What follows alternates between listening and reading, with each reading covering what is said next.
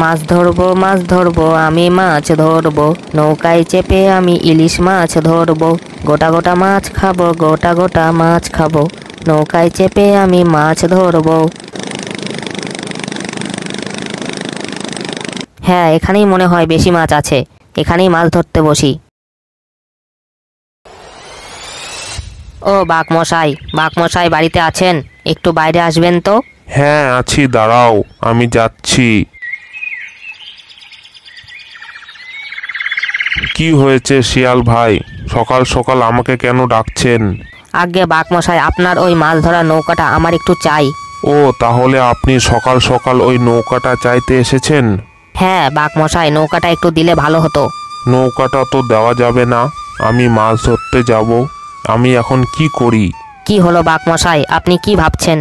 না মানে আমি ভাবছিলাম কি করে আপনাকে সত্যিটা বলবো।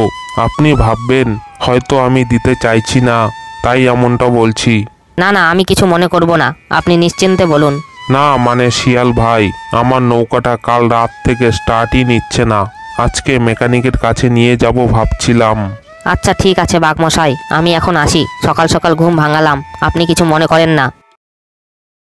ওরে বোকা শিয়াল, তুই মাছ ধরলে আমি খাবো কি? হে প্রভু, সকাল সকাল মিথ্যে বললাম, আমাকে তুমি ক্ষমা করো। এখন তাড়াতাড়ি মাছ ধরতে বেরোই।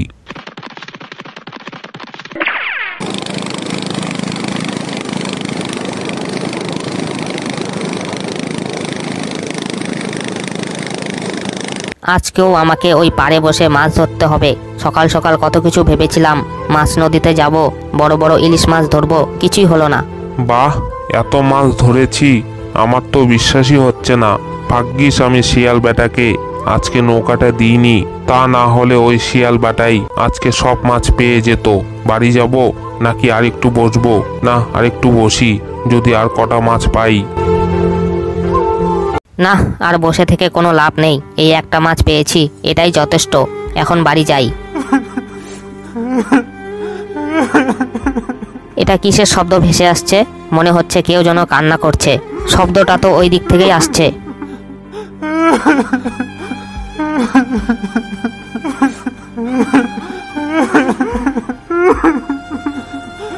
কি হয়েছে কুমির বন্ধু, তুমি এভাবে কাঁদছো কেন?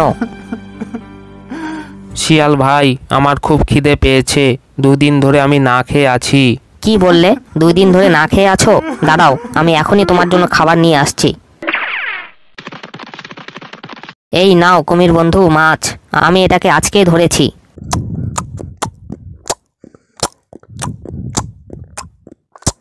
আহ, কি সুন্দর মাছটা, একেবারে টাটকা টাটকা। আচ্ছা শিয়াল ভাই, তুমি কটা মাছ ধরেছিলে? আমি আজকে একটাই মাছ ধরতে পেরেছি বন্ধু, বেশি ধরতে পারলে আরো দুটো খেতে দিতাম। এই না না, আমি সেটা বলতে চাইনি। তুমি একটা মাছ ধরেই আমাকে খেতে দিলে, আর ওই বাঘটা ভুরি ভুরি মাছ ধরেও আমাকে একটাও দিল না, বলে কিনা নিজের মাছ নিজেই ধরতে। চিন্তা করো না বন্ধু, যদি আমি নৌকা কিনতে পারি তবে আমি তোমাকে অনেক মাছ খাওয়াবো। এখন আমি আসি।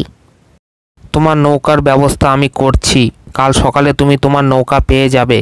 এখন যাই, ওই পাজি ব্যাগটার একটা ব্যবস্থা করি। কি রে কুমির বেটা, তুই আবার এসেছিস? তোকে তো আমি আগেই বলেছি নিজের মাছ নিজে ধরো, অন্যের উপরে নজর দেবে না। হ্যাঁ রে বজ্জাত বাঘ, আমি সেটাই ব্যবস্থা করতে এসেছি।